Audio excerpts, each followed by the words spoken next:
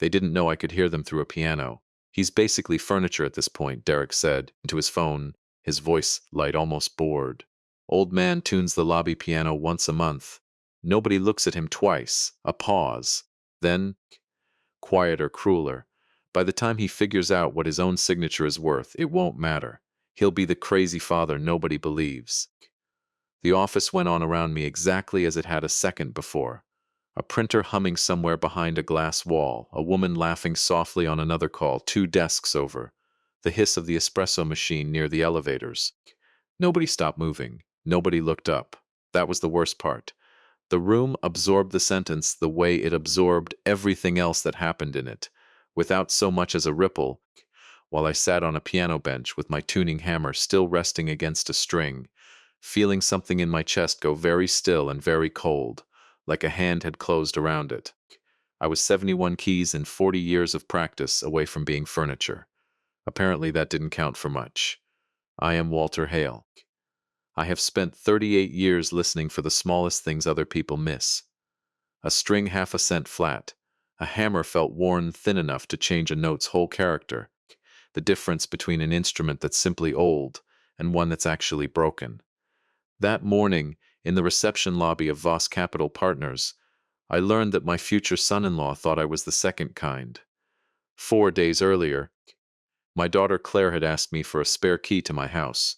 "Just in case, Dad," she'd said, not quite meeting my eyes over the kitchen table, "in case something happens and nobody can reach you." I gave it to her without a second thought. The way you hand your child anything, because she is your child, and the asking itself still feels like being needed. Then, at 6:17 that same morning, she'd asked, "My neighbor Dinah Okafor sent me a photograph." A white van parked crooked in my driveway. A man in a company polo shirt crouched at my front door with a drill in his hand. My locks being changed by strangers at dawn, while I was 2 states away tuning a hall piano for a retirement recital I'd promised 11 years running. I didn't call Claire that morning. I told myself it was a misunderstanding, a maintenance thing, nothing worth the argument it would surely become. I have gotten very good, since my wife died, at telling myself things were nothing worth the argument. I should have called her. I know that now. My name is on the deed of a piece of land that doesn't look like much from the road. 10 small cottages arranged in a horseshoe around a courtyard. My late wife Margaret planted with black-eyed Susans the year we bought the place, back when the neighborhood was still mostly warehouses and nobody wanted to live within earshot of the rail yard. We called it Songbird Court, because Margaret taught music for 31 years and swore the acoustics in that courtyard, closed in on 3 sides by brick, made even an off-key hum sound like something worth hearing. We filled the cottages with retired music teachers, a symphony cellist with arthritis in both hands, a church organist who'd outlived 2 husbands and 1 denomination, an old baritone who still sang in the shower loud enough that Margaret used to leave her window open on summer mornings just to listen. Low rent, wide doorways, grab bars in every bathroom, an emergency call box by every door. A village, Margaret called it, for people who'd spent their whole lives making music for everyone else and deserved somewhere quiet to keep making it, or to simply rest. After she died, I put Songbird Court into a family trust. I remained trustee. Claire was named the eventual beneficiary. I kept a life occupancy on Cottage 1, the one where Margaret and I lived the last 9 years of her life, the one with her piano still in it, the one I still could not bring myself to sell, rent, or empty. Derek Voss did not know any of that when he first sat across from me at a dinner 8 months ago, shook my hand with a grip calibrated for exactly the right amount of firmness, and told me how much Claire had told him about her father, the piano man.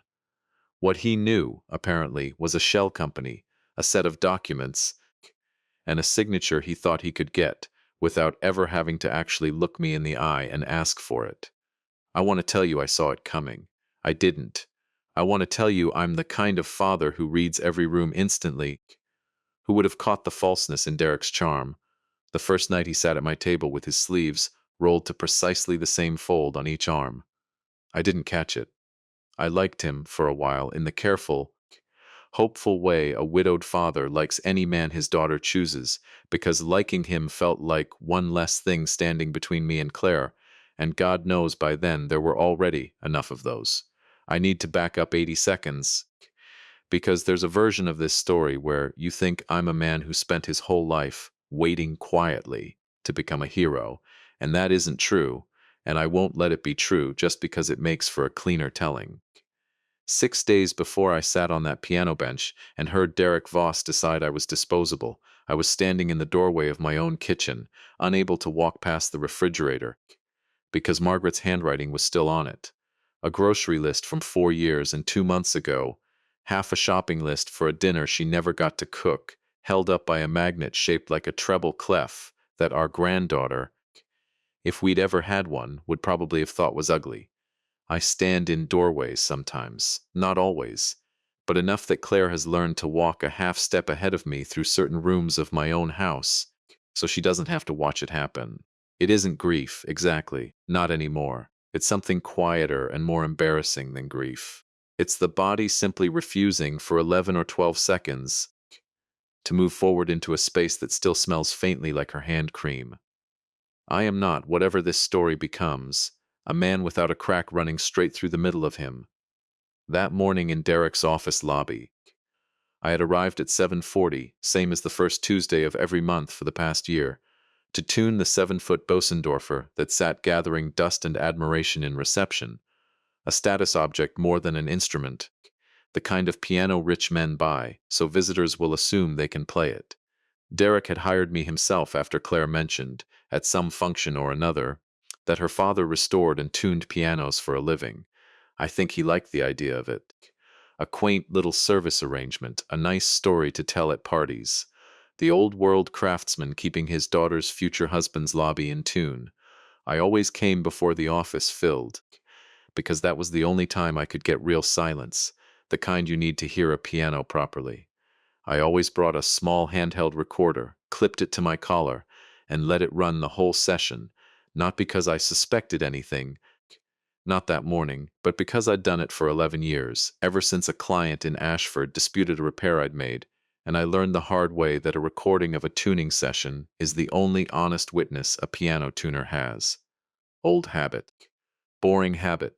The kind of habit that, on any other Tuesday, would have captured nothing but hammer strikes and the low hum of an HVAC system.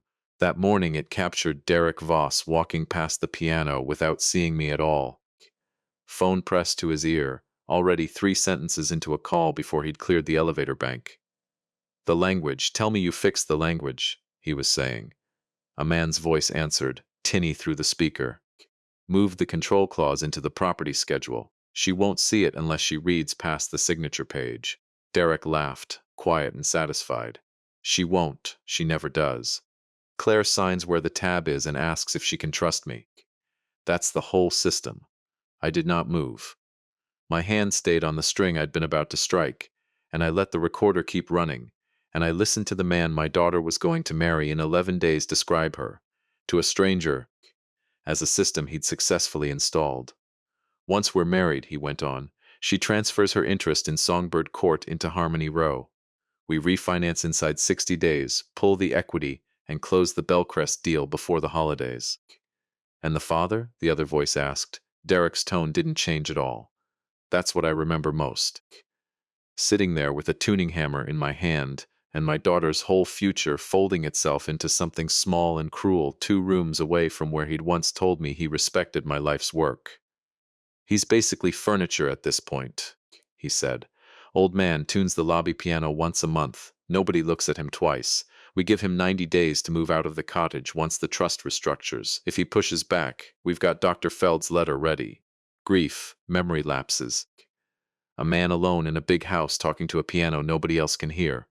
By the time he figures out what his own signature is worth, it won't matter. He'll be the crazy father nobody believes." I want to tell you, my hands were shaking. They weren't. 38 years of tuning pianos for temperamental concert artists teaches you a particular kind of stillness, the ability to keep working, calm and precise, while everything around you falls apart, because the string in front of you does not care about your feelings and will only go flatter if your hand does. I finished the note I was tuning.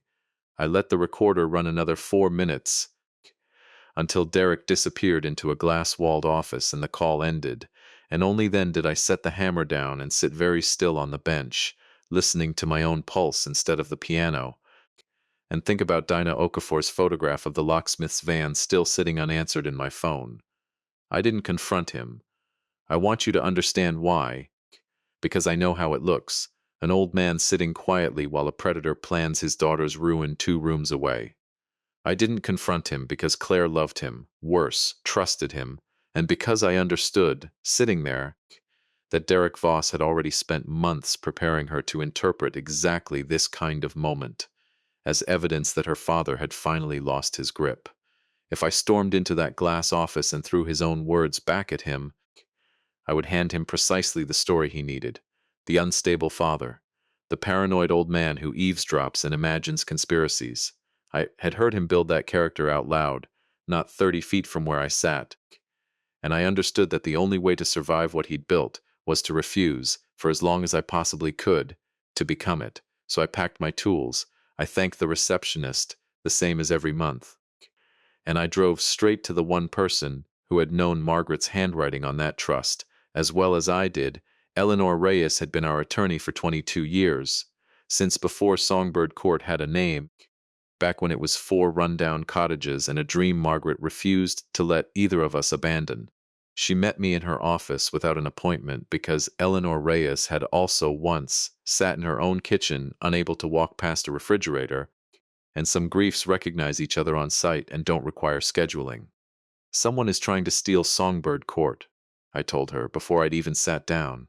She didn't ask if I was certain. She asked, who, in the flat, immediate voice of a woman who has spent 2 decades protecting people who couldn't protect themselves, and something in that single word steadied me more than an hour of reassurance would have.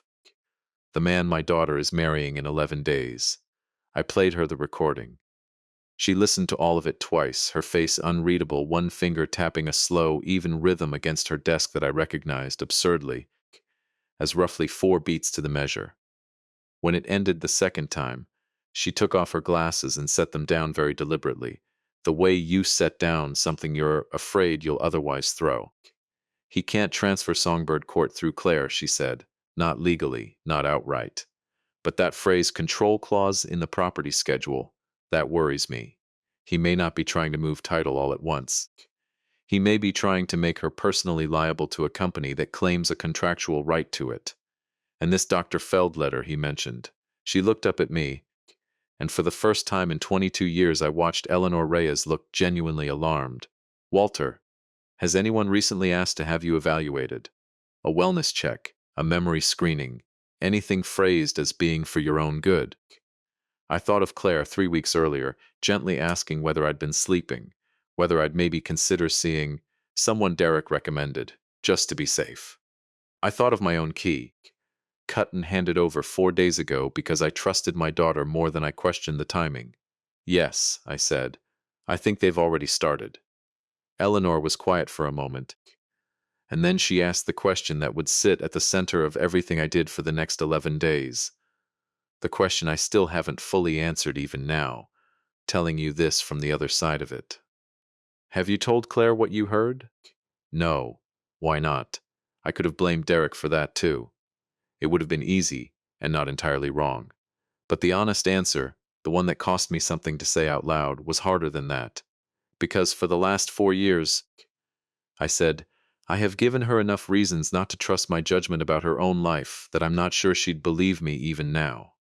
Eleanor didn't argue with that. She wrote something down on a legal pad, underlined it twice, and looked at me over the top of her glasses with an expression I'd seen once before. The week we filed Margaret's amendment to the trust. An expression that meant she was about to tell me something true whether I wanted to hear it or not. Then that, she said, is the first thing you fix. Not the trust, not Derek, that. Outside her window, the morning traffic moved the way it always did, indifferent, unhurried. A whole city going about its business with no idea that 11 days away a wedding was going to end before it started. That a piano tuner's recorder had just become the only honest witness left in his daughter's life, and that a locksmith's van, parked crooked in a driveway at 6 in the morning, was about to become the smallest, strangest piece of evidence in an unraveling that none of us, not me, not Claire, not even Derek Voss, so certain he'd already won, could yet see the shape of. My phone buzzed on Eleanor's desk. A text from Claire, dinner Thursday? Derek finally has a night free. I want my two favorite men to actually sit down together before Saturday. I looked at the message for a long time before I answered it. Then I typed 4 words, deleted them, typed them again. I'd love that. What time? Eleanor watched me send it, and something in her face told me she already understood what I was only beginning to, that Thursday dinner was no longer a family obligation. It was the first move in a game I hadn't asked to play, against a man who had spent a year deciding I was too small to notice he was playing it at all. The house Derek had chosen for the wedding rehearsal dinner sat 2 blocks from the water, all glass and cedar, the kind of place that photographs beautifully and says nothing true about the people inside it. Claire met me on the porch, wrapped both arms around me before I'd even set down the bottle of wine I'd brought, and for one unguarded second I let myself believe none of it was true, that I'd misheard, that a piano tuner's ears, so precise about pitch, could still be wrong about everything else in the world. "You're early," she said, laughing. "Transit people used to say on time is late. I guess piano people think the same. Some habits don't retire," I told her, and she smiled the way she used to smile at 8 years old, riding beside me while I inspected church organs on Saturday mornings, close enough that I could still see that child in her face if I looked hard enough. Underneath 34 years and a diamond ring she hadn't stopped touching since we'd walked in, Derek came out behind her a moment later, and I watched carefully for anything in his face when he saw me. There was nothing, or almost nothing, a half-second where his eyes flicked past me toward the driveway, toward my car, as if confirming I'd come alone, before the smile clicked back into place, warm and practiced. "Walter." He took my hand. His grip was exactly as calibrated as it had been the first night I met him, not 1 degree warmer, not 1 degree colder. "I'm glad you could make it. Claire talks about you constantly, does she?" I said. "Every day." He held my gaze a half-beat longer than the sentence required, and something passed behind his eyes that I recognized now for what it was. Not warmth, but recalibration, a man running quiet math on how much I knew. Dinner went the way these dinners go when one person at the table is performing kindness with the precision of a checklist. Derek asked about my drive. He complimented Songbird Court, called it a sanctuary, said older Americans deserved dignity and quiet, and he admired what Margaret and I had built more than I could know. The same man who 4 days earlier had described me as furniture nobody looked at twice, now described my life's work as sacred, and Claire watched him say it with a relief so plain it made my chest ache, because she wanted this evening to succeed so badly that every decent sentence he offered became proof against every doubt she hadn't let herself feel yet. I waited until the plates had been cleared to ask my question. I'd rehearsed it in the car, turned it over so many times it had lost its edges, sanded down into something almost casual. "Someone mentioned a company to me the other day," I said. "Harmony Row. Ring a bell?"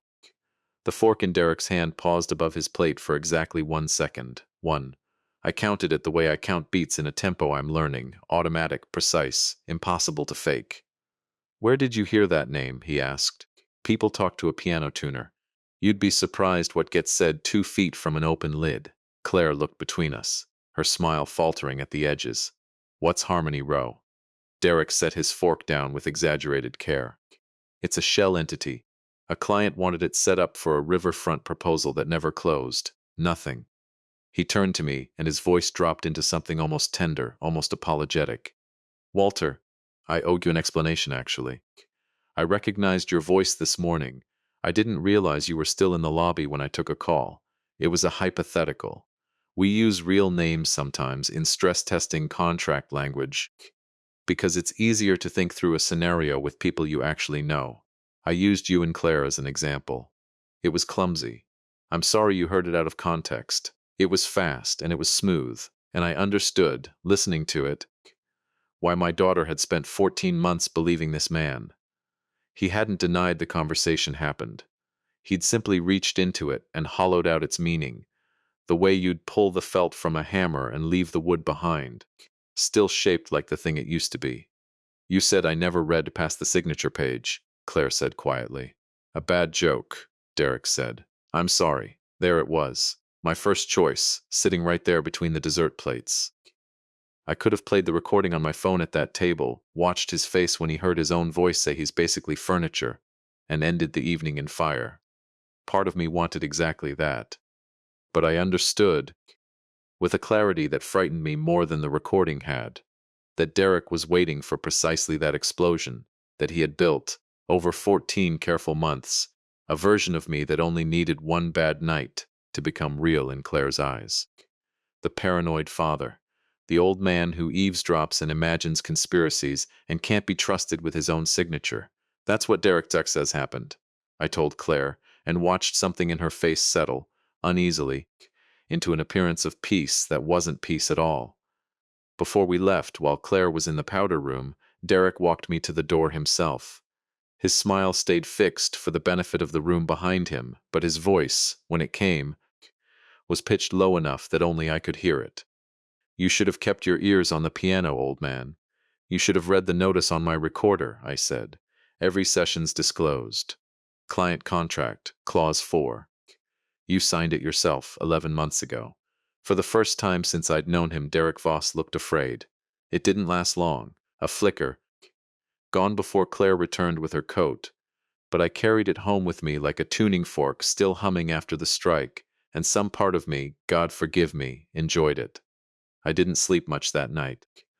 At 2 in the morning, I sat in Margaret's old kitchen, at the table where she used to grade papers, and I opened the drawer where she kept everything that mattered. Insurance policies, the deed, a manila folder labeled in her handwriting. Trust, do not lose this, Walter. I found the amendment she'd made 3 days before she died, the one giving trust protector authority to Eleanor, the one requiring 2 independent medical opinions before I could ever be declared incapable of managing what we'd built.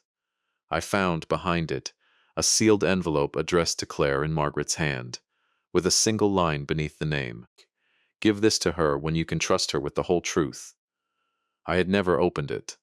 I had told myself for 4 years that I was honoring some vague sense of Margaret's wishes by keeping it sealed. Sitting there at 2 in the morning with a locksmith's photograph still glowing on my phone, I understood I had actually been protecting myself. The next morning, Eleanor called in a forensic accountant named Vivian Sato, a small, precise woman who had spent 18 years chasing elder financial exploitation for a nonprofit legal clinic before going independent, and who wore her reading glasses on a beaded chain and spoke about fraud the way I spoke about pianos, with the calm, exacting patience of someone who has simply seen the same trick enough times to stop being surprised by it. We don't need to prove every sentence today, Vivian told us, uncapping a marker at Eleanor's whiteboard. We need to find the pressure points. She wrote 4 words in block letters: Harmony Row, Bellcrest, Ironwood, Dr. Feld. Harmony Row is likely the receiving entity. Bellcrest is probably the buyer. Ironwood is the money behind it. And money behind schemes like this is almost always in a hurry, which means somewhere there's a deadline we don't know about yet. Dr. Feld is there to manufacture doubt about your competency if you resist. We verify everything lawfully. Public filings, direct inquiries, nothing that could taint what we find. Can I keep tuning his piano? I asked, and I watched Vivian and Eleanor exchange a look before Eleanor answered.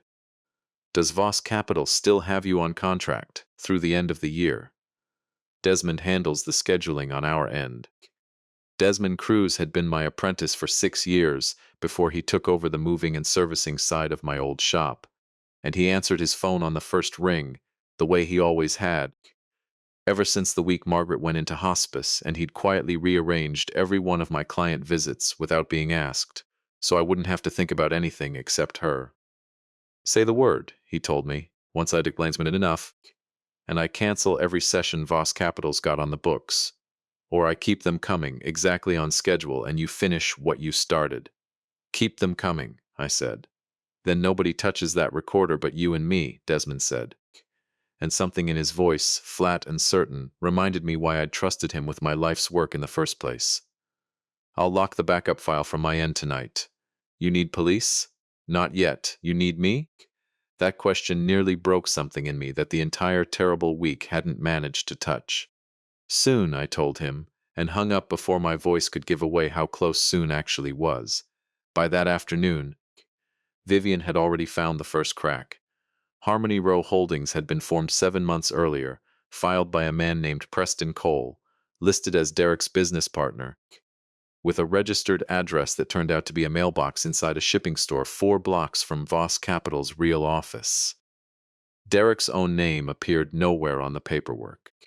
A separate filing showed Bellcrest Development had submitted a preliminary zoning inquiry for the block containing Songbird Court, a 5-story mixed-use proposal, luxury units over ground floor retail, underground parking where Margaret's black-eyed Susans currently grew. The filing described the applicant as being in advanced discussions with the controlling ownership group. Nobody had discussed anything with me. Ironwood Capital was harder to trace, a name shared by several private lenders across 3 states.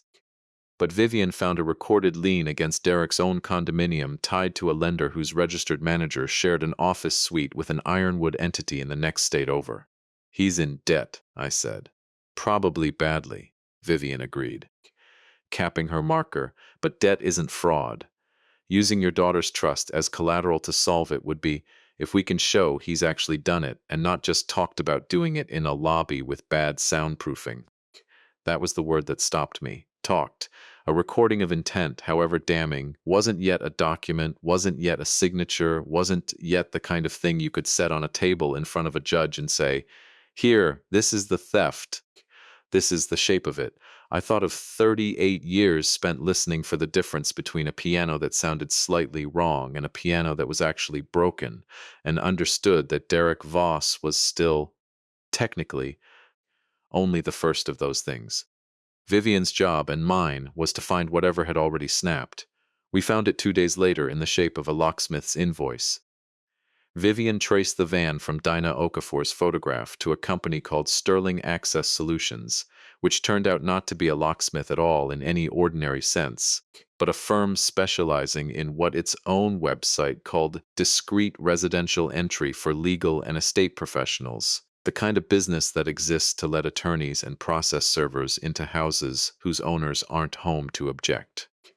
The invoice, obtained through a records request Eleanor filed as trustee, listed the authorizing party as Claire Hale, and the stated purpose as retrieval of estate documents on behalf of incapacitated or absent property owner. I read that phrase 3 times before it fully landed. Incapacitated. Not requested by Claire, out of daughterly worry, though I still believed, sitting there, that her worry had been real. Someone had handed her language to sign that already assumed the conclusion Derek needed a jury or a judge to reach eventually, that her father was no longer reliably himself. They didn't just want a spare key, Eleanor said quietly, reading over my shoulder. They wanted a legal document with your daughter's signature on it, describing you as incapacitated, dated before Dr. Feld's evaluation even happens. If Feld's letter ever gets challenged, this invoice becomes corroborating evidence. It makes the lie look like it started with someone who loves you. I sat with that for a long moment in Eleanor's office, with the same window behind her where morning traffic had moved indifferently past 4 days earlier. I thought about Claire's face at the porch, the relief in it when Derek explained away his own cruelty as a joke. I thought about the 11-year-old girl who used to ride beside me on Saturday mornings with a clipboard nearly as long as her arm, who once told me, at 17, that she wanted to become a physical therapist because she'd watched her mother help frightened elderly patients learn to stand again after surgery. And I understood, with a grief that had nothing to do with Margaret's kitchen doorway, that somewhere in the last 14 months my daughter had been slowly, patiently taught to see me as something that needed managing rather than someone worth asking. "There's something else," Vivian said, and slid a printed page across the table. A public court filing, 4 years old, a motion to enforce a confidentiality agreement, dismissed after 3 days by mutual consent. The plaintiff's name meant nothing to me. The defendant's did.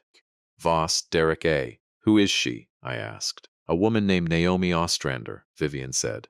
According to the docket, they were engaged. I haven't spoken to her yet, but if the pattern holds the way it usually does, Mr. Voss has done this before, and someone out there already has the proof we're still trying to build. Eleanor looked at me across the desk, and for the first time since Thursday night, something in her expression wasn't caution. It was resolve. "You have 4 days until the wedding," she said. "We are not going to spend them waiting for Derek Voss to make his next move. We're going to find out exactly how many times he's already made this one." Naomi Ostrander agreed to meet us the following evening in a strip mall coffee shop 2 towns over, the kind of place she chose deliberately, I understood later, because it was public enough to feel safe and forgettable enough that no one would recognize her there. She was somewhere in her late 40s, dark hair cut short and practical, and she sat down across from Eleanor and Vivian and me with her handbag held in both hands on her lap, the posture of someone who has learned, the hard way, that any room might still contain an ambush. "Derek probably told you I was a difficult client," she said, before anyone had asked her anything. "He's never mentioned you at all," I said. "My daughter didn't know you existed until yesterday." Something in Naomi's face flinched at that, small and quick, like a struck string going briefly out of true before settling. "5 years ago," she said, "we were engaged. I own a small printing business. My parents started it. Derek offered to help modernize it. He set up a new operating company, moved our vendor contracts into it, convinced me to personally guarantee a credit line to fund the transition. The new company failed within 18 months. The debt stayed with me. The customer accounts that were actually worth something had already been quietly moved into a different entity before the collapse." "Did he take your money outright?" I asked. "Not in any way I could prove quickly. Every transfer had a document with my signature on it. Some of them I remembered signing, some I genuinely didn't. He always put the page that mattered behind 3 pages that didn't." She looked down at her hands. "I filed a complaint with the State Securities Division after I found retirement funds moved into notes tied to a lender called Ironwood. Derek threatened to sue me for fraud, said I'd structured the whole thing to hide assets from creditors. He knew my mother had dementia. He knew I'd made honest bookkeeping mistakes managing her finances, while I was also trying to save my own business. He told me if I kept pushing, he'd arrange for those mistakes to look like something much worse in front of a judge." "So you withdrew," Eleanor said gently. "I signed a confidentiality agreement and spent 3 years paying down a debt that was never really mine." Naomi's eyes were dry, but there was something underneath the calm of her voice that hadn't finished healing. "You're wondering how I could have let it happen?" "No," I said, and I meant it. "I'm wondering how many times he practiced on people before he ever sat down at my dinner table." She looked at me for a long moment, and something in her posture eased fractionally, the way a room settles once you finally name the thing everyone in it has been avoiding. "I still have some of it," she said. "Emails. 2 voicemails he left me back before I understood what he was. I kept them in an account he doesn't know exists, because some part of me always suspected I wasn't the only one, and I didn't want to be the reason the next woman didn't have proof." She looked directly at me. "Would your daughter want to hear one of them?" "I don't know," I admitted, "but I think she deserves the choice." Naomi's hand trembled slightly as she reached into her bag. "If I give you this, Derek will come after me again. He's very good at making people regret telling the truth." "Yes," Eleanor said, quiet and honest, because Eleanor Reyes had never once in 22 years told a client a comfortable lie when an uncomfortable truth would serve them better. "We can ask for protective measures once there's a formal complaint, but I won't tell you there's no risk in this. There is." The 4 of us sat with that risk for a long moment in a coffee shop that smelled of burnt espresso and cheap vanilla syrup, while outside the window an ordinary evening went on being ordinary for everyone in it who wasn't us. "When I withdrew my complaint 5 years ago," Naomi said finally, "I told myself I was protecting my mother. After she died, I told myself it was too late to matter. Then I told myself Derek had probably changed." She looked toward the window, toward nothing in particular. "I don't think silence gets wiser just because you've been keeping it a long time." She slid a small flash drive across the table toward Eleanor. Tell the investigators I'll talk to them. Tell your daughter I'm sorry I didn't say something 5 years ago when it might have spared her all of this. Before she left, Naomi turned back to me at the door. He'll go after whatever makes you ashamed, she said. Not your biggest mistake, the one you've spent years hiding. I thought immediately of the sealed envelope in Margaret's handwriting, still sitting untouched in the drawer of the oak cabinet at home. He already did, I told her. Then stop hiding it, Naomi said, and walked out into the parking lot alone, the way I suspected she'd been walking into rooms alone for the last 5 years. Carrying a truth nobody had thought to ask her for until an old piano tuner and his lawyer showed up in a strip mall coffee shop wanting to hear it. I drove home that night instead of back to Eleanor's office. At midnight, I sat again at Margaret's kitchen table, under the same light where I'd once corrected Claire for measuring her mother's medicine 5 minutes late, where I'd once told my exhausted, grieving daughter I didn't have time for drama 3 weeks before her mother died. A sentence I have never once, in 4 years, managed to fully forgive myself for saying. I opened the drawer. I took out the envelope. I did not open it.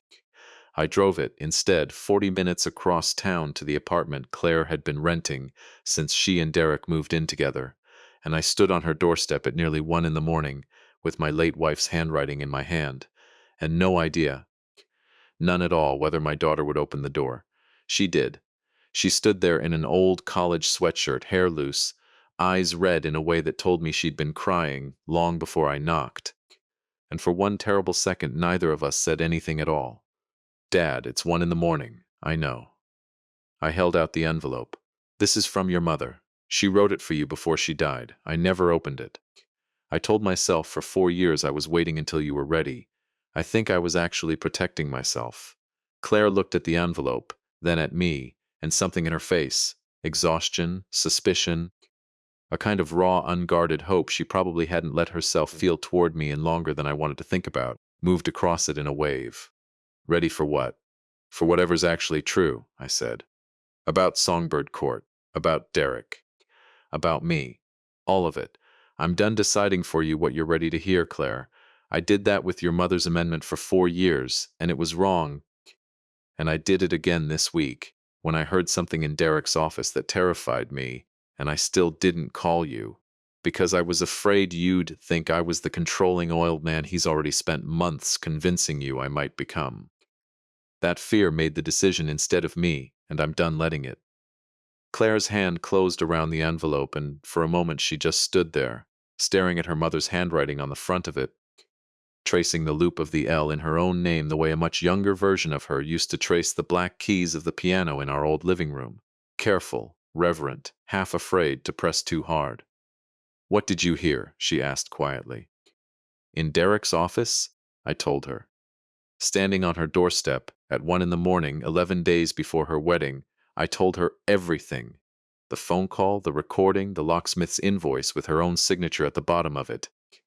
Naomi Ostrander's trembling hands in a coffee shop 2 towns over. I watched something in my daughter's face go very still and very white as each piece landed. The way a piano string goes taut just before it either finds its true pitch or snaps entirely, and I had no idea, standing there, which one I was about to witness. I signed a form, she said finally, her voice barely above a whisper. Derek's assistant brought it by 2 weeks ago. She said it was for your medical power of attorney, in case anything ever happened while I was out of the country for the honeymoon. I didn't read past the second page. I trusted him. Her eyes filled, and this time she didn't try to stop it. God, Dad, I did exactly what he said I'd do. You trusted the man you were about to marry, I said. That isn't a character flaw, Claire. That's what love is supposed to feel like. He's the one who turned it into a weapon. She stood in the doorway a long moment, the envelope pressed to her chest, the porch light throwing both our shadows long across the concrete, and when she finally spoke again, her voice had changed, not steadier, not yet, but different, the sound of someone who has just heard the true pitch under a note she'd been playing wrong for months. I need to hear the recording, she said. All of it, tomorrow. With Eleanor there and Dad. She stopped, swallowed, forced the next words out like they cost her something to say. I need you to not fix this for me. I need to be the one who ends it. Okay, I said. and meant it more fully than I had meant almost anything in 4 years. And I want to know what's in this letter first, she added, holding the envelope tighter, before anything else happens tomorrow. Just me and her. I nodded, and turned to leave, and had made it nearly to the bottom porch step before her voice stopped me. Dad. I turned back. Claire stood in the doorway, the envelope already half open in her hands, her mother's handwriting catching the porch light. Thank you for not deciding this time. I drove home in the dark with the radio off, past the shipping store where a mailbox held the fraudulent heart of a company called Harmony Row, past the coffee shop where a woman named Naomi Ostrander had finally set down a 5-year silence, past the turnoff for Songbird Court, where 10 porch lights still burned the way they always did, steady and unaware, while I carried home the smallest, strangest kind of relief a father can feel, not that the danger was over, because it wasn't, not by a long distance, but that for the first time in longer than I wanted to admit, my daughter and I were finally listening for the same note. Claire read her mother's letter alone that night. She told me about it 2 days later, in fragments, the way people share things too large to hand over all at once. Margaret had written it during the last month of her life, in the slow hours after the pain Minish finally let her sleep in the afternoons, instead of only at night, and it wasn't the letter of a dying woman, settling accounts. It was the letter of a music teacher who had spent 31 years watching what happens to a child who never learns her own voice is worth trusting. Songbird Court is not simply property, Margaret had written. It is a promise your father and I made to people the world stopped listening to.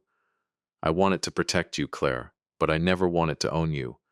If keeping it ever becomes a cage instead of a home, make that choice with people who love you and have nothing to gain from your decision either way.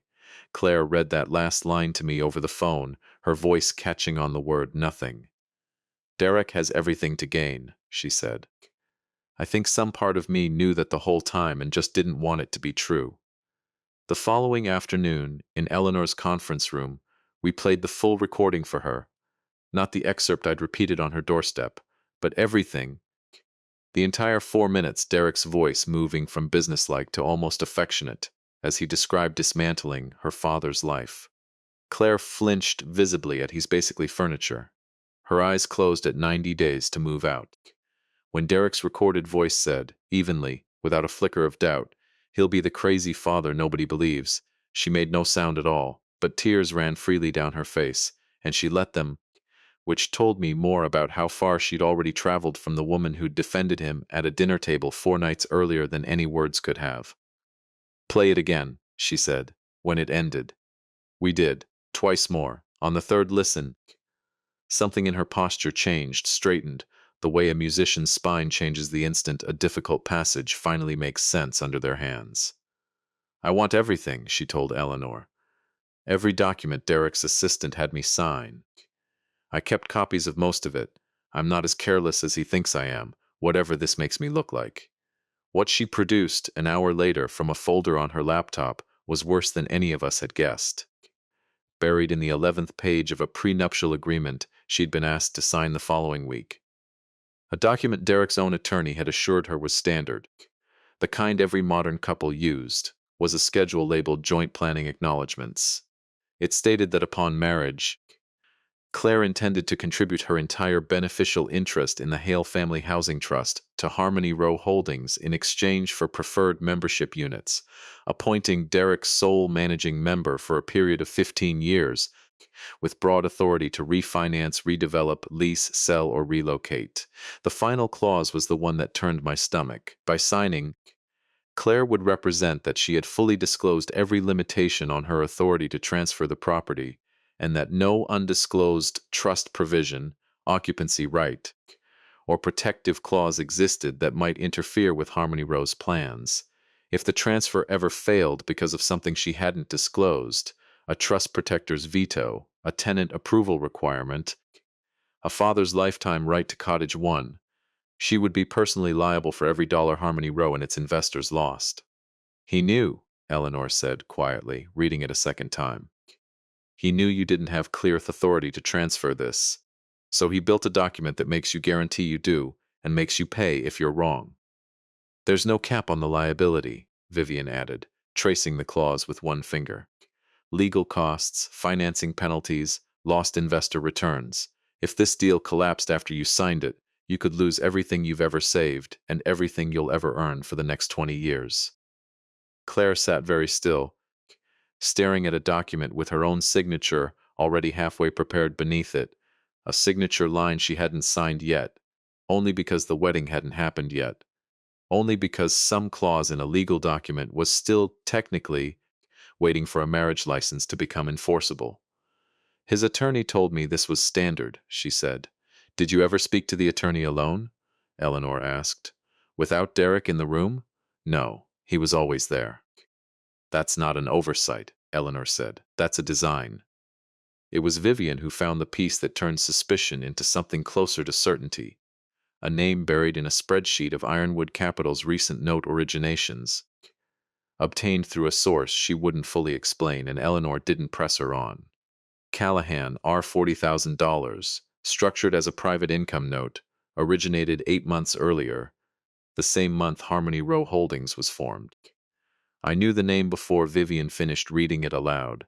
Ruth Callahan had been a piano client of mine for 11 years, a retired church organist who lived 2 towns from Songbird Court, whose husband had died young and left her managing money she'd never learned to manage herself.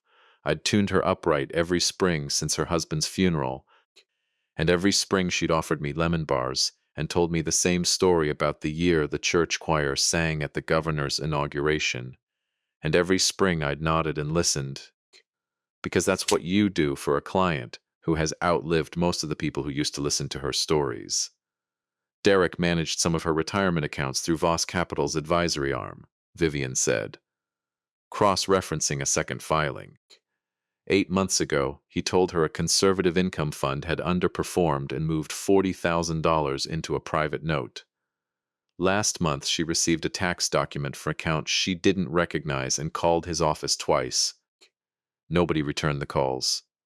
I drove to Ruth's house that same evening, unannounced, my tuning case still in the trunk from a job earlier that week, and found her sitting at her kitchen table with a stack of unopened mail she'd been avoiding for a month. Walter, she said, surprised, pleased, already reaching for the tin of lemon bars before I'd even sat down. Is it spring already?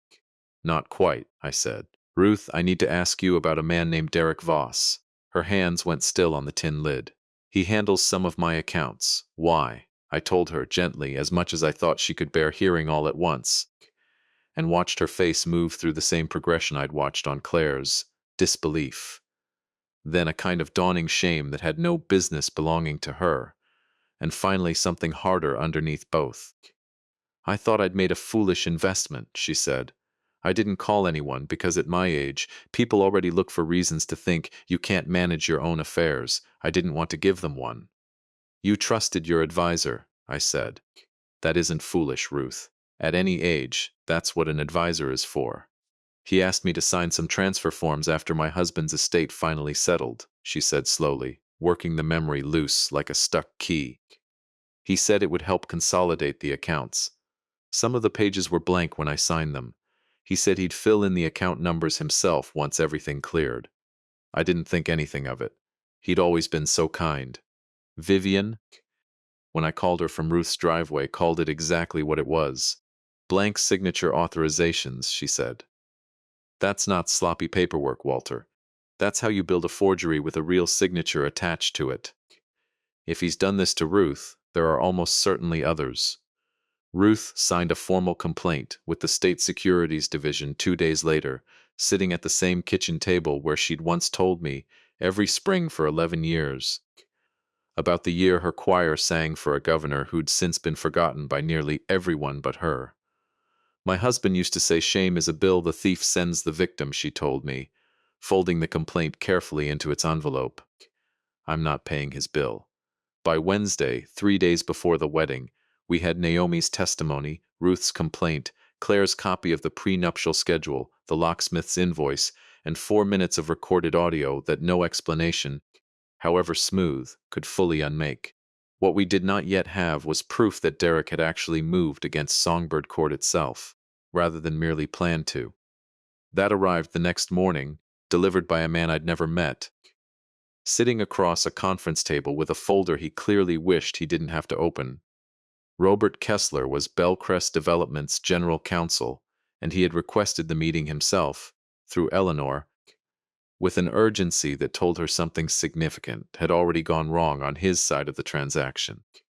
He placed a document on the table between us, an option agreement granting Harmony Row Holdings the exclusive right to purchase Songbird Court for a fraction of its assessed value, assigned to Bellcrest for a $600,000 fee payable at closing. At the bottom of the second page was a signature, my signature, notarized, dated 6 weeks earlier. I did not sign it. I had been 400 miles away that week, tuning a hall piano for a retirement recital I'd promised 11 years running, provable by hotel records, by a program with my name printed in it, by 80 former colleagues who'd shaken my hand that same evening. Bellcrest has suspended all activity on this transaction, Kessler said. We've notified our title insurer. Mr. Voss represented that you preferred to avoid electronic communication and had delegated all negotiations to your daughter. We attempted one video call to verify. The connection failed before Ms. Hale ever joined. There was no call on my calendar, Claire said quietly. Kessler didn't try to defend it. Bellcrest's process failed, he admitted. I'm not here to excuse that. I'm here because we intend to cooperate with whatever comes next. The notary's name at the bottom of the page was Priya Shah, listed as an employee of Derek's own firm. The same woman, Eleanor confirmed after a brief search, who had witnessed the locksmith's invoice authorizing entry into my house. That evening, Derek called me directly for the first time since the dinner. I let it go to voicemail. He called again. Then the messages began, first accusatory, then almost pleading, and finally, at nearly midnight, something closer to a threat than anything he'd said to my face. You think you've saved her. You've destroyed the only future she had.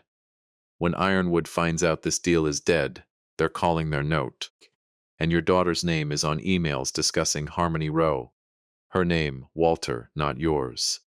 If you don't want her dragged into what happens next, meet me at the church tomorrow evening with the trust certificate.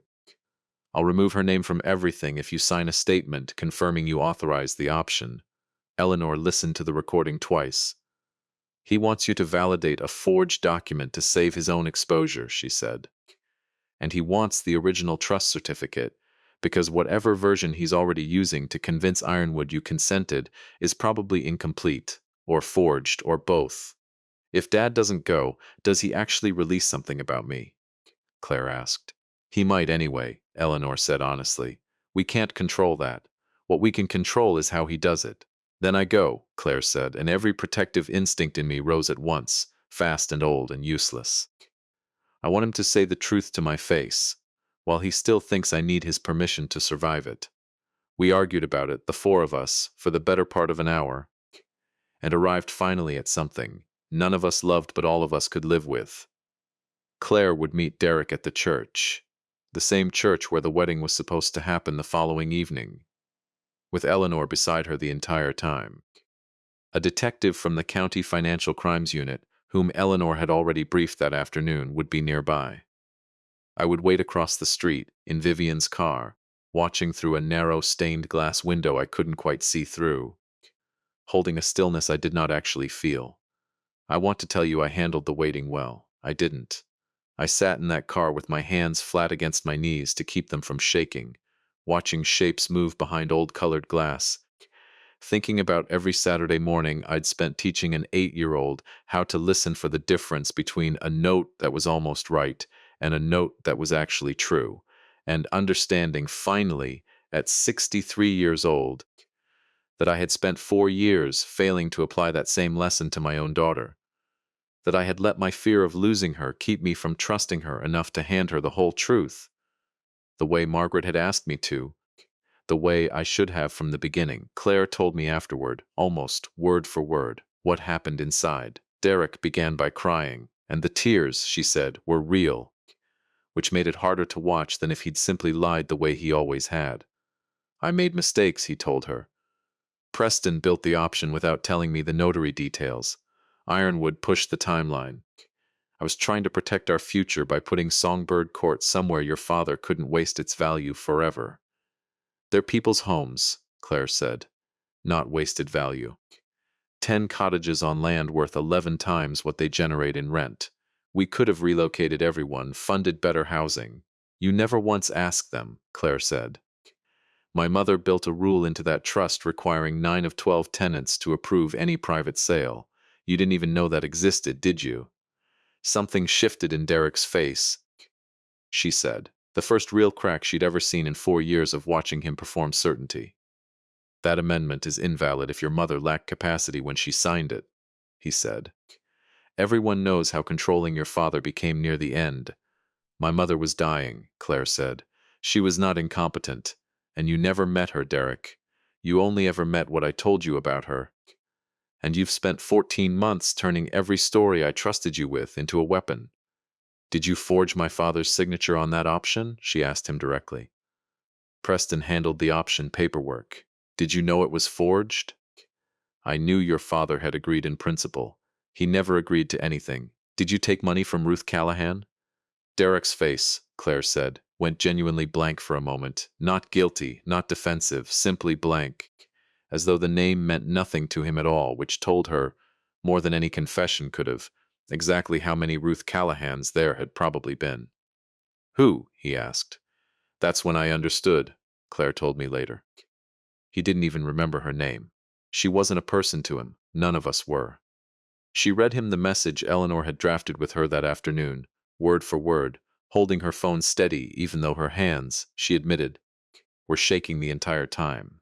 My attorney has already notified investigators of every email, document, and conversation involving Harmony Row. I waive no rights and admit no wrongdoing. I will not sign anything, ask my father to sign anything, or communicate with you again except through counsel. Derek laughed once, bitter and unsteady. You sound like him now. No, Claire said. I sound like myself, with a lawyer who actually represents me. He reached for her wrist then. Not violently, she said. More like a man grabbing for something already slipping past him. And Eleanor stepped between them before contact. And it was through the narrow stained glass window, that small motion of Eleanor's arm, that I finally saw enough to move. I was out of Vivian's car and across the street before I'd made a conscious decision to go, and I reached the church steps just as the side doors opened, and 2 detectives walked in ahead of me, unhurried, entirely unsurprised, because they had been parked half a block away the entire time, waiting for exactly the confirmation Derek had just handed them without knowing it. They did not arrest him for what he'd said to Claire or to me or to Naomi Ostrander 5 years earlier. Cruelty, on its own, is rarely a crime. They arrested him on a warrant built from Ruth Callahan's blank signature authorizations and the fraudulent option agreement bearing my forged name, the notary, Priya Shah, having already spoken to investigators that same afternoon, admitting she'd notarized the page based only on Derek's assurance that I'd signed it during a video call she'd never actually witnessed. Derek looked past the detectives, through the open doors, and found me standing on the church steps in the last of that evening's light. For the first time in 8 months of dinners and handshakes and calibrated warmth, there was no glass wall between us, no piano bench, no lobby full of people too busy to notice an old man tuning strings 2 rooms from where his daughter's future was being decided. He recognized me, finally, completely, the way you recognize a note you've been playing wrong. The entire time, only once, someone finally plays it correctly beside you. I did not say anything to him. There was, by then, nothing left worth saying that the recording, the invoice, the forged option, and Ruth Callahan's careful handwriting on a securities complaint hadn't already said far better than I could. Claire walked out past him without looking back, and stood beside me on the steps of the church, where she was supposed to be married the following evening. And neither of us spoke for a long moment, watching 2 detectives lead the man she'd almost married toward a car parked crooked at the curb. Not unlike, I thought, a locksmith's van parked crooked in my own driveway 11 days earlier, at the very start of all of it. I'm not marrying him tomorrow, she said finally. I know, that's not a victory for you. She turned to face me, and there was something fierce in her expression that reminded me, sharply and painfully, of Margaret at her most immovable. I'm ending this because of what he did. Not because you saved me from it. I know that too, I said, and meant it, and understood, standing there, that the hardest and most important thing I would do in the whole 11 days was let that distinction stand without arguing it. Songbird Court learned everything within 2 days, the way small communities always do, once half the residents own smartphones and the other half have grandchildren who monitor every headline mentioning the words elder fraud. I called a meeting in the courtyard myself, rather than let the story arrive in fragments, and found 9 of my 10 tenants already gathered on folding chairs beneath Margaret's black-eyed Susans by the time I got there, arms crossed, waiting. "Is somebody trying to sell our homes out from under us?" asked Delphine Marchetti, 82, a retired symphony cellist whose hands still moved through the air sometimes as though conducting music only she could hear. "Someone tried," I said. "He's in custody. Songbird Court isn't going anywhere. And you knew this how long before you told us?" That came from Otis Bramwell, the old baritone, whose voice at 79 still carried across a courtyard without effort. 11 days, I admitted. There was no version of that answer that made anyone happier, and I didn't try to dress it up as one. I should have told you sooner. I was trying to protect this place quietly, and I ended up protecting all of you a little too much, like I was protecting myself. That was a mistake, I'm sorry. The silence that followed lasted longer than I was comfortable with, and then Delphine set both hands flat on her knees, the way she used to set them on a cello before a difficult passage, and said, "Well, what do you need from us?" "Nothing today," I told them, "except this. Don't sign anything from anyone without calling Eleanor first." They didn't love that answer either, and by the end of the meeting they'd voted themselves a 3-person tenant committee, requested written notice of any future development inquiry, and informed me, Delphine again, with the flat certainty of a woman used to being listened to by an entire orchestra, that they intended to review Songbird Court's finances themselves going forward, not merely be told they were fine. I handed her the ledger before I left. It felt oddly like handing over a key. The case against Derek Voss took 11 months to fully unwind. Preston Cole pleaded guilty to conspiracy and document fraud in exchange for cooperation, and his testimony filled in the last of the architecture, how Derek had identified financially isolated clients through his advisory work, how blank signature pages became silent authorizations, how Priya Shah had notarized documents for people she'd never once met in person. Investigators found draft option agreements for 2 other properties entirely unconnected to Songbird Court, each one built the same way, on the same quiet assumption that no one would ever check. Ruth Callahan recovered most, though not all, of her $40,000 through a restitution fund the state eventually established. Naomi Ostrander's old debt was reviewed and partially reimbursed. 5 years and 1 confidentiality agreement too late to undo what those years had actually cost her. Nobody got everything back. I don't think any honest telling of this pretends otherwise. Justice, when it finally arrives, is very good at naming a wrong and stopping it. It is considerably worse at returning the years, the wrong already spent. Derek eventually pleaded guilty rather than face trial, after investigators recovered a voice memo from his own office server, his own recorded voice, this time instructing an assistant to reuse a signature sample from an old refinancing form and to keep the trust certificate away from Claire until after the honeymoon.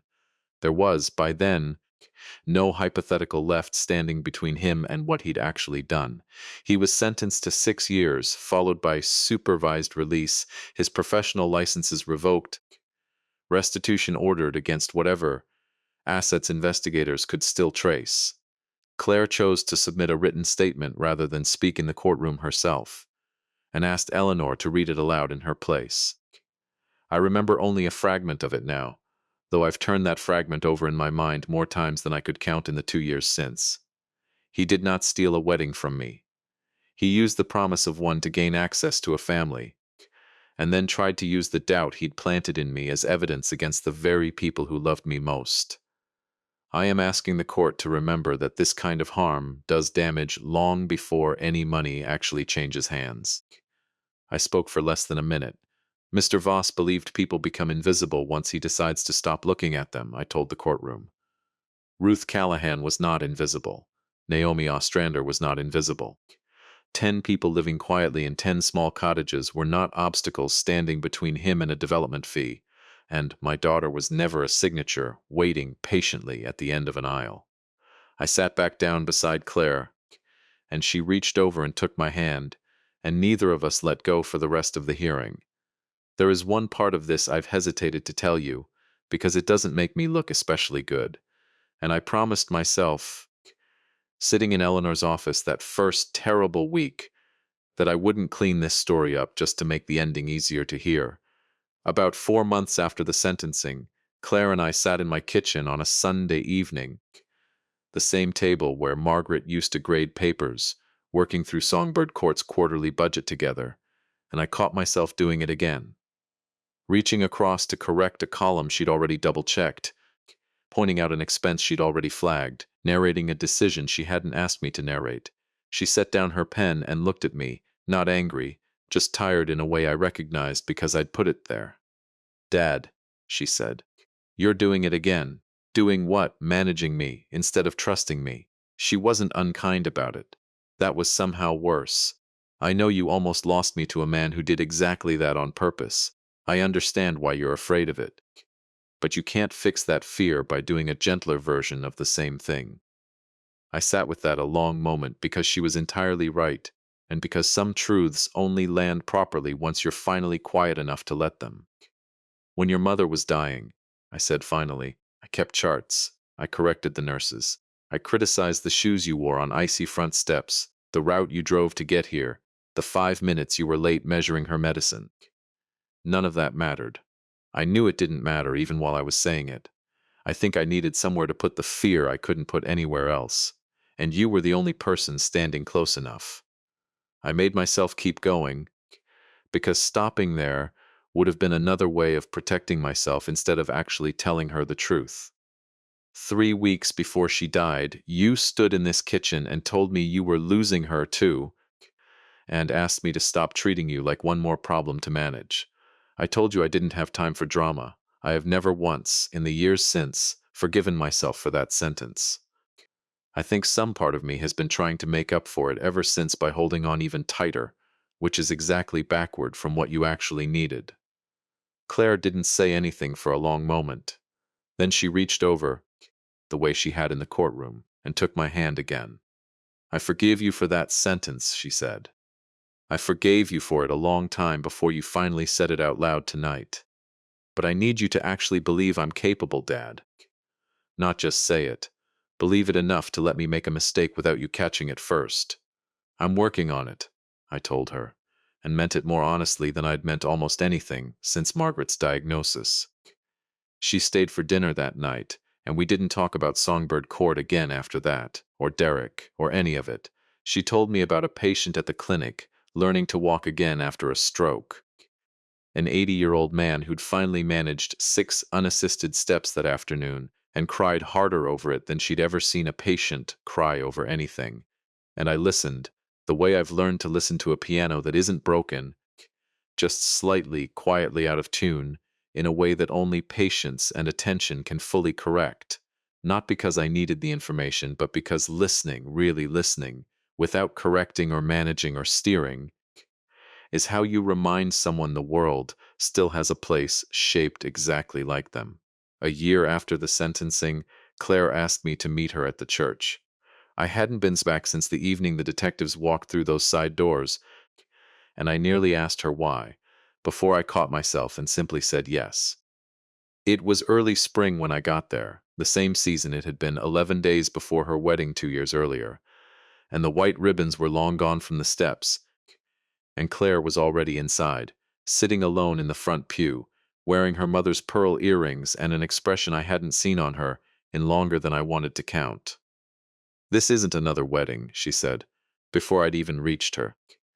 "Your face already told me that," I said, and sat down beside her. She'd spent the last several months, she told me, volunteering with a local support group for people recovering from romance-based financial exploitation, reluctant, at first, to even use that language for what had happened to her, until a facilitator pointed out that an attempted robbery still changes the way a person hears a door close behind them, whether or not the thief actually got away with anything. She didn't tell people what decisions to make. She helped them gather records, find lawyers who didn't share an office with their partners, build a place to think clearly that wasn't built by the person they were trying to think clearly about. I wanted to come back here without him owning the room in my memory anymore, she said. I wanted to remember that I walked out of it myself. You did, I said. I want to remember that too, she said. And I want to remember you waiting across the street, even though it probably took 10 years off your life. At least 12, I told her, and she laughed for the first time since we'd walked in. A real laugh, unguarded, and something in my chest that had been holding its breath for 2 years finally let go. Songbird Court still stands, 10 cottages around a courtyard full of black-eyed Susans, governed now by a structure Claire and the tenant committee designed together over 8 long meetings I mostly sat quietly through, offering opinions only when asked. Delphine chairs the committee. Otis still sings loud enough on summer mornings that I leave my own windows open just to listen. Ruth Callahan teaches a monthly class for the other tenants on reading a bank statement carefully, on recognizing forms that ask you to sign blank pages and promise to fill them in later. Naomi Ostrander, whom Claire still calls once a month, printed the materials for that class at cost, and told Claire once that it was the first time in 5 years she'd felt useful to anyone in exactly the way Derek had once convinced her she wasn't. I still tune pianos. Fewer clients now, mostly by choice. Mostly people I've known long enough that a tuning session doubles as a visit. I never went back to Voss Capital's lobby, obviously, though I heard secondhand that they eventually replaced the Bosendorfer with something smaller, cheaper, less likely to remind anyone in that office of what had happened underneath its lid, one Tuesday morning. There's a photograph on my refrigerator now, held up by the same treble clef magnet that once pinned up an old grocery list 4 years old and half finished. It was taken at Songbird Court's spring gathering, Delphine holding a small bouquet of black-eyed Susans, Otis mid-law at something just out of frame, Ruth and Naomi arguing cheerfully over how many folding tables the courtyard could actually hold. Claire stands beside me with one arm around my waist, and I'm looking at the camera, not entirely comfortable with it, the way I've never quite been comfortable with cameras, but not looking away from it either. Nobody in that photograph is furniture. Nobody in it is invisible.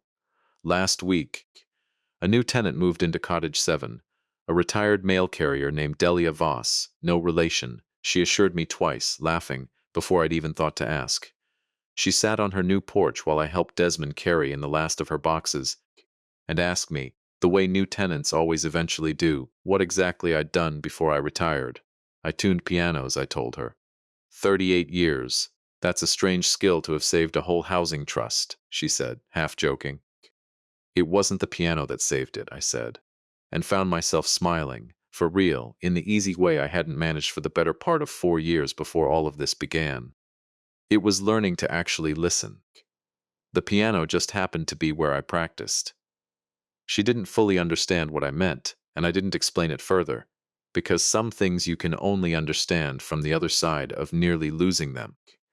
I went back to my own cottage that evening, sat down at Margaret's piano, the same one that stood in that living room since the year we moved in, and played through a scale slowly, note by note, listening the way I've always listened, for the smallest thing that might be almost right instead of actually true. Every key still worked exactly the way it should. Every one of them, finally, precisely, in tune.